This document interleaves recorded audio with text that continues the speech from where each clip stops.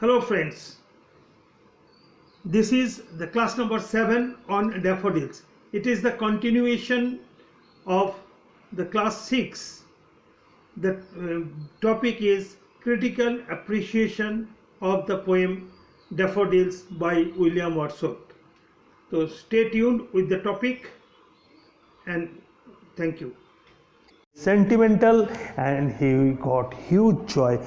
He had a feeling of great joy, and that is lyric poetry. Okay, it is this poem, lyrical poetry. Lyric is not at all a very critical. It is not at all complex. It is a very, very simple thing. It touches more to our heart than to intellectual. If you go on finding out the intellectuality, you should go to Mahabharata, the Ramayana, the creator, here the writer, you may say, and it is not at all complex. And this creation,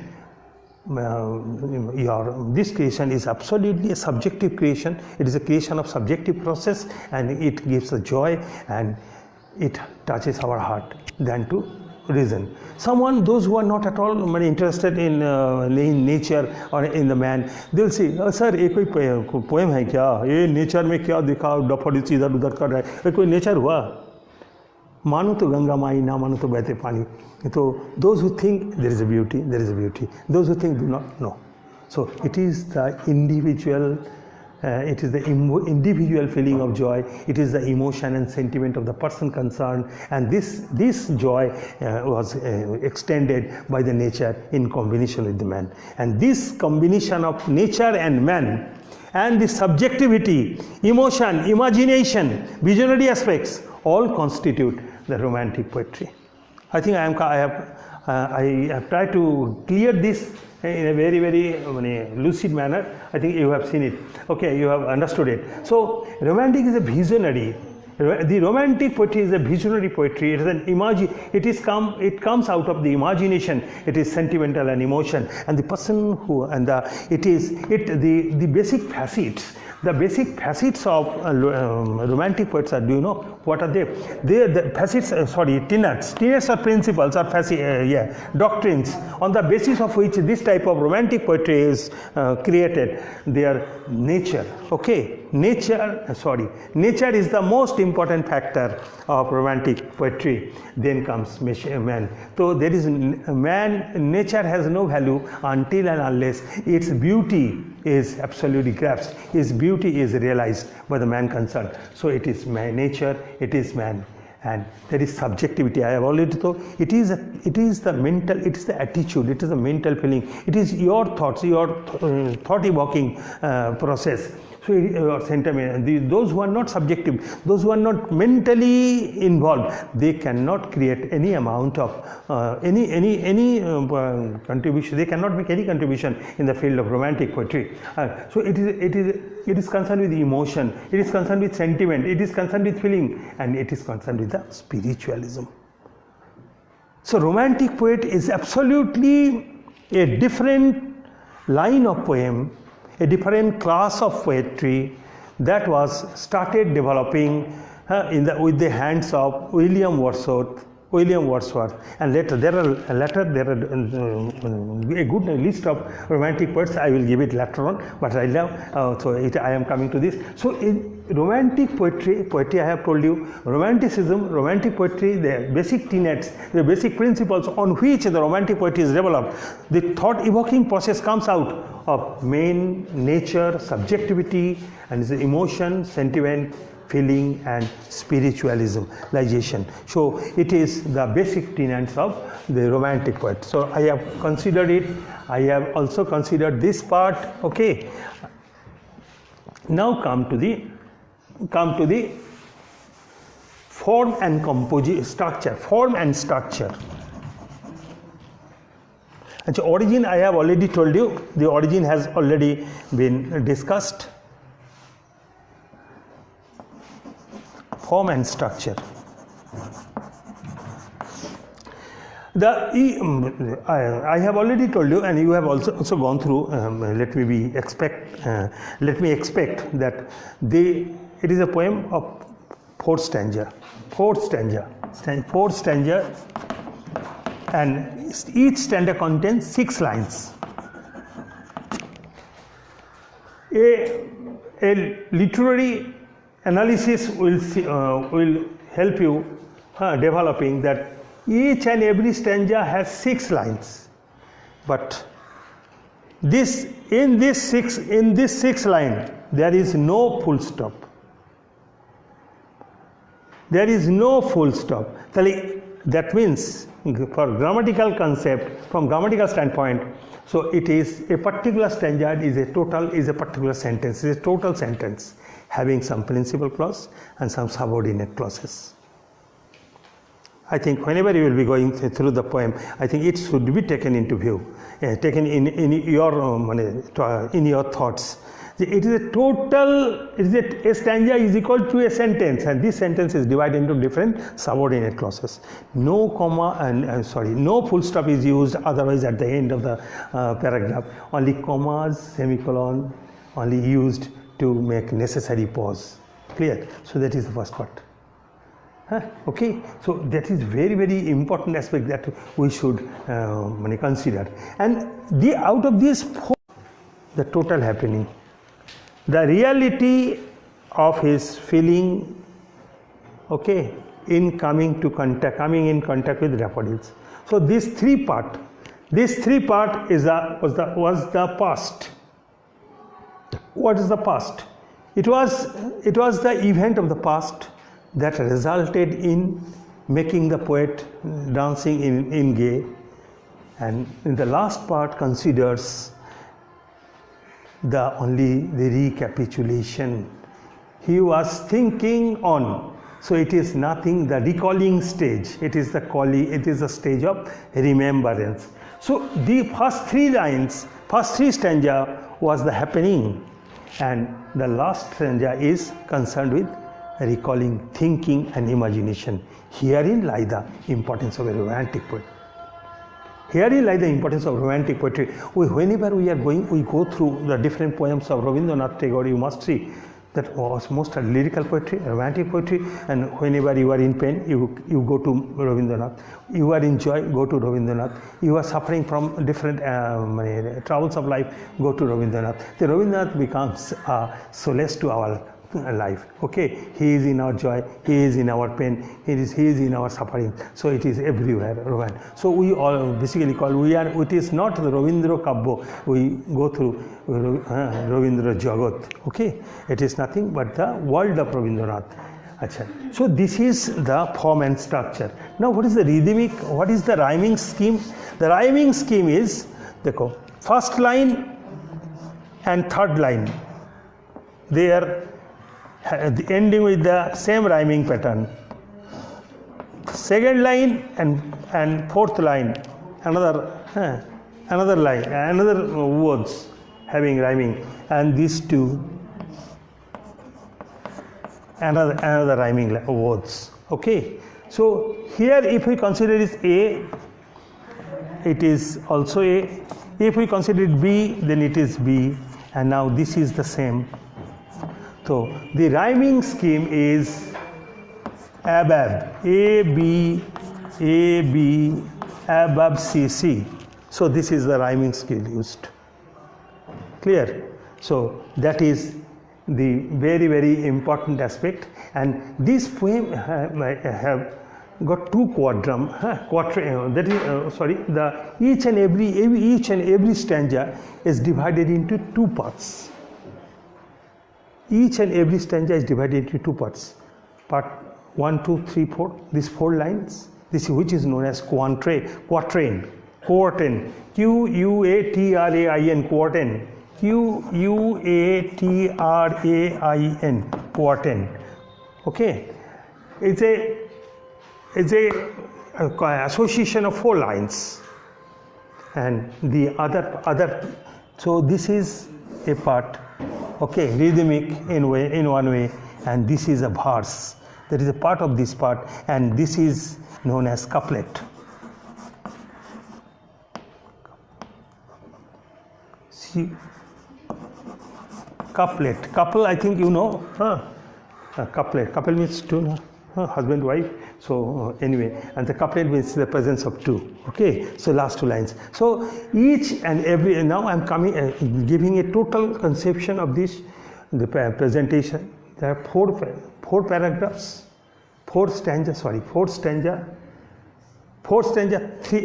Each and every stanza has 6 lines, and these 6 lines are converted, segregated into 2 parts. One is quatrain, 4 lines, and the others are couplet. Okay, other 2 constitute couplet, and the rhythmic scale, rhyming scale used is IABC. It is a each and every. So in how many sentences in this poem?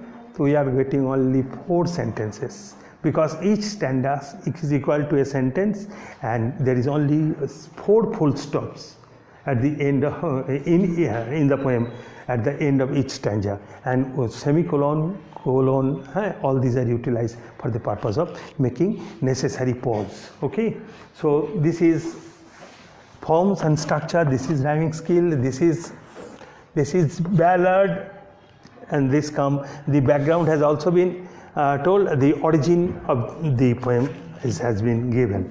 And now question, the title is, some personification and some imagery, do personification and imagery.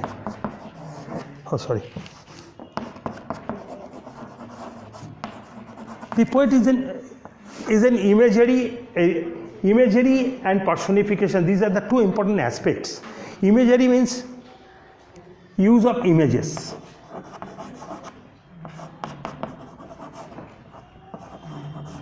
Use of images.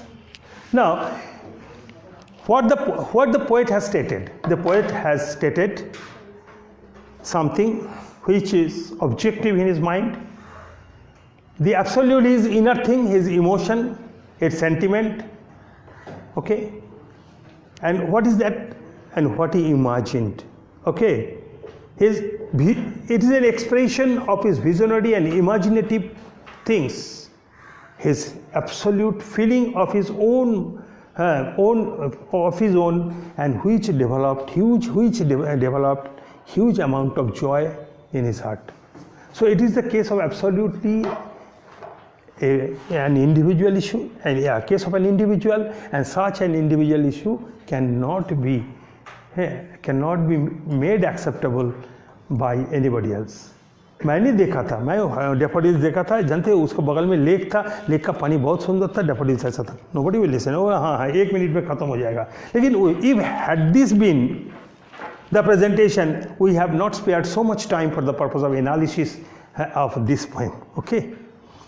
So this is the emotional feeling, the subjective feeling of this man was absolutely presented with the help of some images. What are they? The poet has used wood. Okay. The poet has used lake, bay. He has used water. Okay. He has used Milky Way.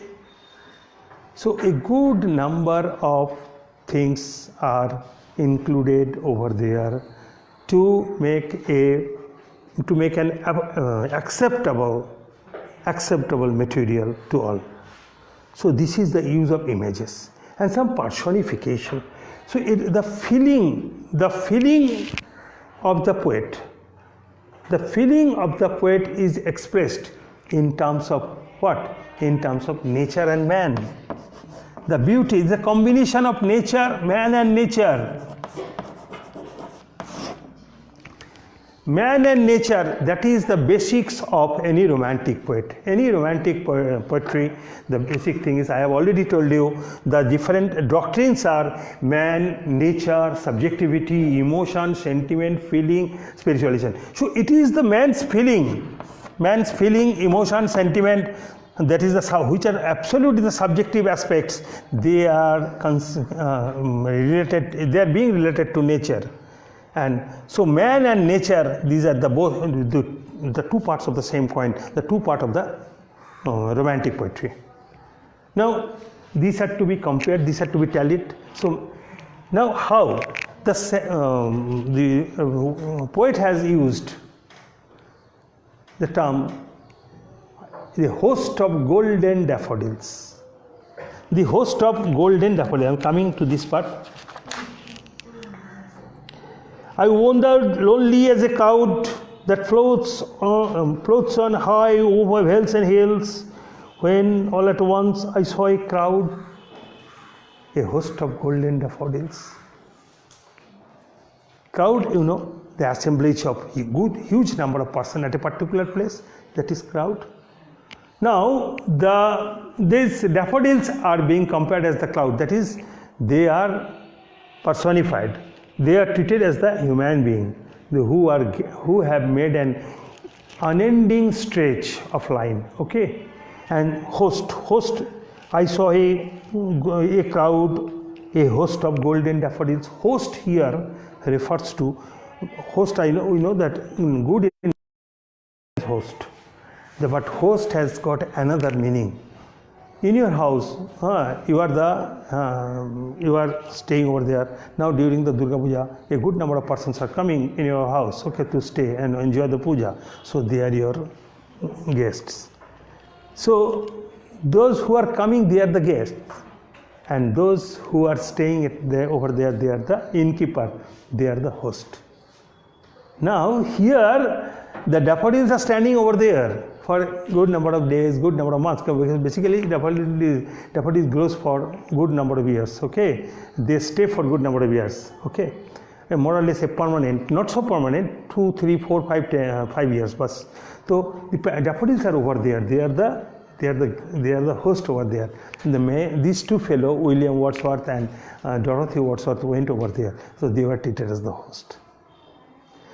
I saw a crowd, a host of golden daffodils. That is, they are the host. So that type of personification has been used in a good number of area in the poem. So if you go through, you will get all these things.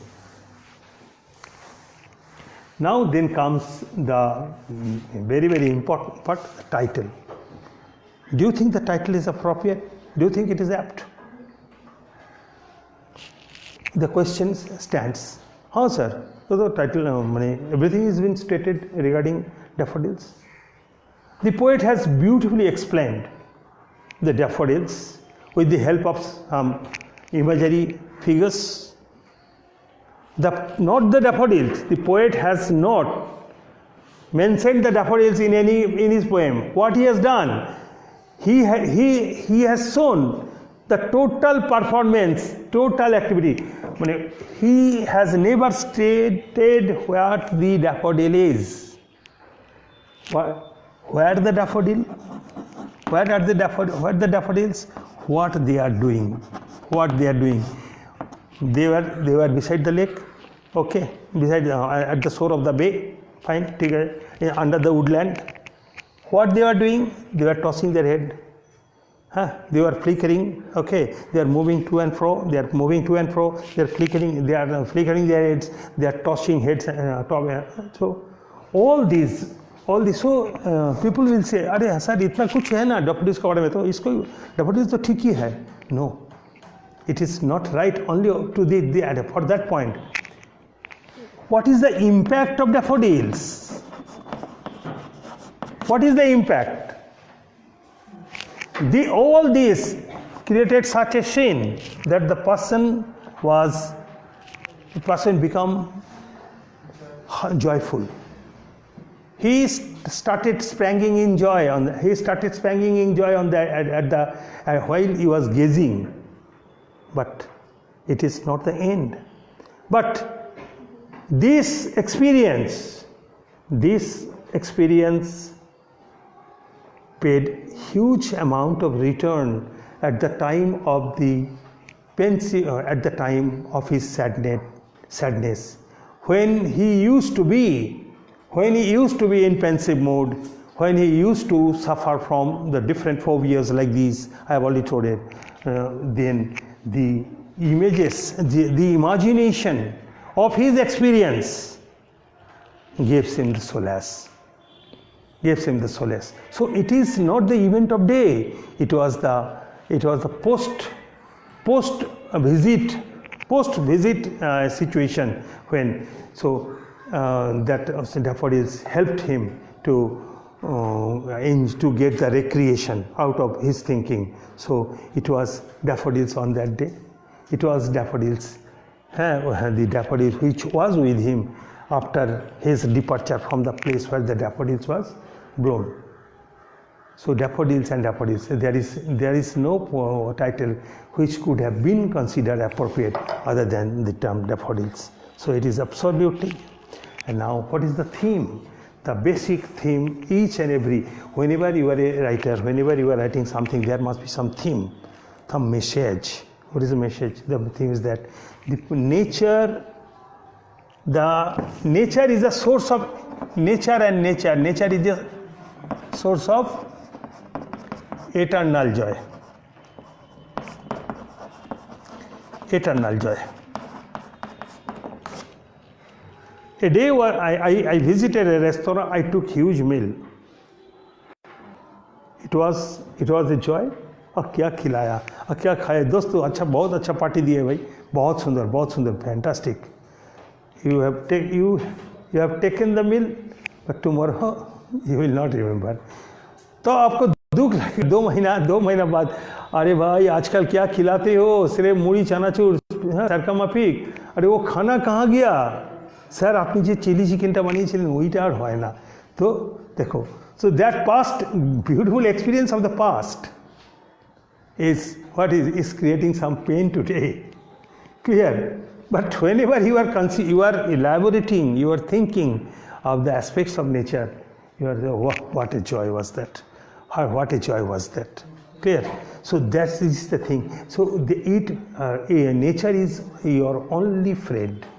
Nature is your only friend. You see in our day-to-day life, if we maintain ourselves in contact with the nature, and we go on doing the things which the nature permits, which go on taking as food what the natures are doing, if we go on practicing what we naturally should do, which our physique demands, then and only then you will be having a steady life, a safe life, a peaceful life. So devoid of nature will nothing but create will make an invitation to the death, to your peril. So it results in peril. So this is nature that is an eternal. It has the power of healing. It has the power of healing your sorrows. So that is nature, and this is the utility and the beautility of the nature. Nature is beautiful, but it has the utility in having a beautiful steady life which can give you solace in all your pains and all your sufferings and all this. So friends, these are the different facets which I have tried to discuss to have a critical appreciation and the overall understanding of the poem. So thank you very much. Please go through the material aspects, have a very subjective view and objective view too on my presentation, and go through it, make proper comment, and your comment will help me enriching my understanding. There I have tried my best. There may be some gaps, and the gaps will be filled in with the help of your contribution. So thank you very much. And after a few minutes, I am coming to the last part of our discussion of my presentation or deliberation on the topic, and that is absolutely on the different areas of English poetry, that is classicism, neoclassicism, and romanticism. So thank you very much. Nice to see you in the in my Facebook, okay, with this topic. Okay, thank you very much.